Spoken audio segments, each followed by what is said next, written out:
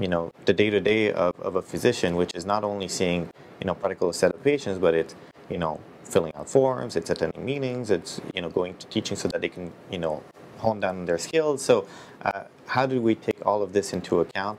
And I think that what Bill 20, or at least the government is saying is, well, don't worry, it's all taken care of. We all thought about it. My perspective is, I don't think that we have the tools to assess whether we really thought about it well.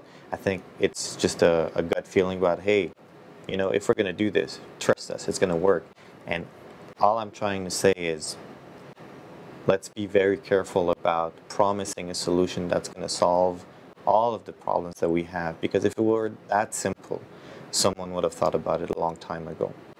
For now, it's difficult to gauge just the magnitude of the impact of Bill 20 on the doctors.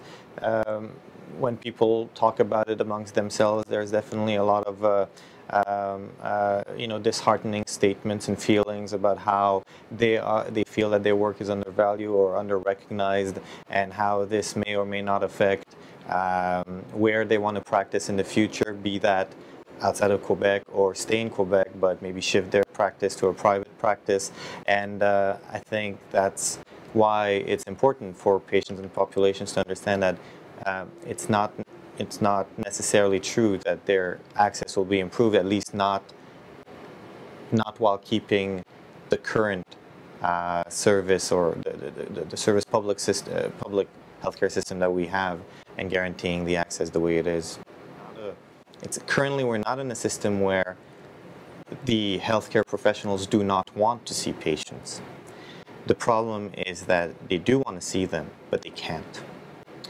And the question then becomes, how can we optimize the practice of every single physician, knowing that, they need help nowadays in 2015, because patient care is so complex, people live longer with complex diseases and complex treatments.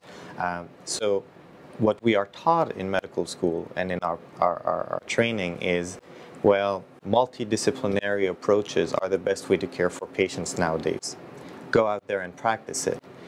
The reality is, when we go out there on the field, we can't do what we're taught because of a lack of resources. So the question really is, how can we improve or optimize the resources that are scarce, knowing that we have limited budgets in our current times, current days and times, and that's a tough question.